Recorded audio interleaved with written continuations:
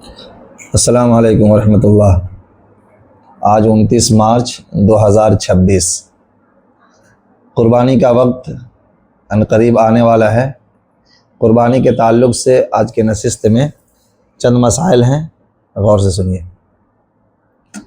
ایک مسئلہ ہے کہ ذی الحجہ کی شب 11 یا شب 12 کو قربانی کا جانور ذبح کرنا جائز ہے یا نہیں؟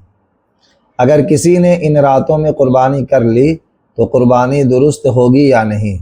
یہ رواج نہیں ہے، اس لیے سوال پیدا ہوتا ہے۔ چونکہ عموماً ہم لوگ قربانی کے ایام میں قربانی تو کرتے ہیں، لیکن دن میں کرتے ہیں، رات میں قربانی کرنے کا کہیں رواج نہیں ہے۔ پہلے کے لوگ منع کرتے تھے، چونکہ رات میں اندھیرے کی وجہ سے، تاریکی کی وجہ سے قربانی کے جانوروں کے رگ کتنے کٹے نہیں کٹے یہ پورا صاف واضح نہیں ہو پاتا تھا، اس لیے پہلے لوگ منع کرتے تھے۔ لیکن چونکہ اب بجلی کا خوب انتظام ہے، بعض شہروں میں دن اور رات میں کوئی فرق ہی پتہ نہیں چلتا، تو اب علماء لکھتے ہیں کہ گنجائش ہے، کوئی دقت نہیں ہے۔ جواب ہم نے تحریر کیا ہے حوالے کے ساتھ، اس کو سنیے۔ ذی الحجہ کی 11 اور 12 کی شب میں قربانی درست ہے، لیکن رات میں اندھیرے کی وجہ سے غلطی ہونے کا اندیشہ ہوتا ہے، اس لیے فقط اس کو مکروہ لکھتے ہیں۔ اگر روشنی ہو اور غلطی کا اندیشہ نہ ہو تو کراہت بھی نہیں ہے۔ شامی جلد 9 صفحہ نمبر 463، قاضی خان جلد 3 صفحہ نمبر 340، ہندیہ جلد 5 صفحہ نمبر 295،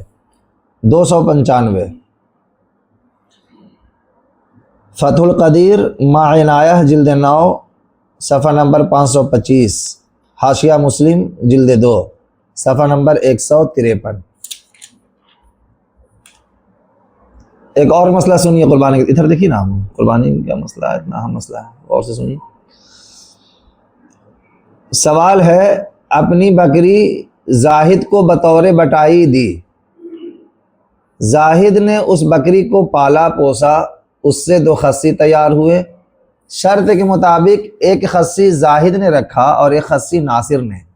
اب یہ بتایا جائے کہ اس طرح جانور کو بٹائی پر دینا شرعاً درست ہے یا نہیں، اور زاہد اور ناصر دونوں کے لیے اپنے اپنے خصی کی قربانی کرنا درست ہے یا نہیں؟ سن لیے۔ جواباً عرض ہے کہ جانوروں کو بٹائی پر دینا فقہ حنفی کے روح سے درست نہیں ہے۔ احناف کے ہاں بٹائی پر جانور یا مرغی دینا درست نہیں ہے، لیکن اس کا تعامل ہے، نیز لوگوں کو اس کی حاجت بھی ہے، خوب ہوتا ہے، خوب چلتا ہے، خوب تعامل ہے، لہٰذا امام احمد رحمۃ اللہ علیہ کے قول کو پیش نظر رکھتے ہوئے اس کی اجازت دی جاتی ہے۔ اس لیے صورت مسئولہ میں ناصر اور زاہد کے لیے اپنے اپنے خصی کی قربانی درست ہے۔ الروض المربع جلد 2 صفحہ نمبر 238، الموسعۃ الفقہیہ جلد 26 صفحہ نمبر 81، المغنی جلد 5 صفحہ نمبر 9 اور 10۔ ایک اور مسئلہ ہے، اس کا قربانی سے بھی تعلق ہے اور جانور کے ذبح کرنے سے بھی متعلق یہ مسئلہ ہے۔ سوال ہے کہ ہمارے ہاں ایک مولانا صاحب ہیں، عام طور پر قربانی کے وقت بستی میں جانور وہی ذبح کرتے ہیں۔ ان کا معمول یہ ہے کہ تھوڑا سا ذبح کرنے کے بعد چھری قصاب کو دے دیتے ہیں، باقی قصاب ذبح کرتا ہے۔ تو کیا ایسی صورت میں بھی قصاب کو بسم اللہ پڑھنا ضروری ہے یا مولانا صاحب کا پڑھنا کافی ہے؟ اور جو لوگ جانور کو پکڑے رہتے ہیں کیا ان کو بھی تسمیہ پڑھنا ضروری ہے؟ آپ لوگ بھی اس طرح کرتے ہیں، ہم نے دیکھا ہے، سنیے غور سے جواب۔ مذکورہ بالا صورت میں قصاب کو بسم اللہ پڑھنا ضروری ہے، مولانا صاحب کا پڑھا ہوا کافی نہیں ہوگا، اور جانور پکڑنے والے پر تسمیہ نہیں ہے، واللہ تعالی عالم۔ شامی جلد 9 صفحہ نمبر 482، قاضی خان جلد 3 صفحہ نمبر 355۔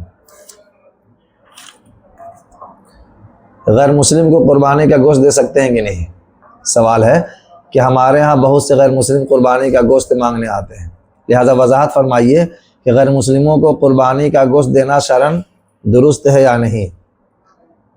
غیر مسلموں کو قربانی کا گوشت دینا درست ہے، دے سکتے ہیں، واللہ عالم۔ ہندیہ جلد 5 صفحہ نمبر 300، ہدایہ ما فتح القدیر جلد 9 صفحہ نمبر 532، در مختار علی رد المختار جلد 9 صفحہ نمبر 474، یہ مسئلہ لکھا ہوا ہے۔ قربانی کی کھال اجرت میں دینا درست ہے یا نہیں؟ یہ سوال ہے کہ قربانی کا گوشت یا کھال قصاب کو اجرت میں دینا درست ہے یا نہیں؟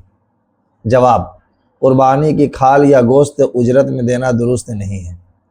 بخاری شریف جلد 1 صفحہ نمبر 232، یہ بخاری شریف ہے۔ شامی جلد 9 صفحہ نمبر 475، فتح القدیر جلد 9 صفحہ نمبر 534، ہندیہ جلد 5 صفحہ نمبر 301۔ واللہ عالم بالصواب۔ السلام علیکم ورحمۃ اللہ۔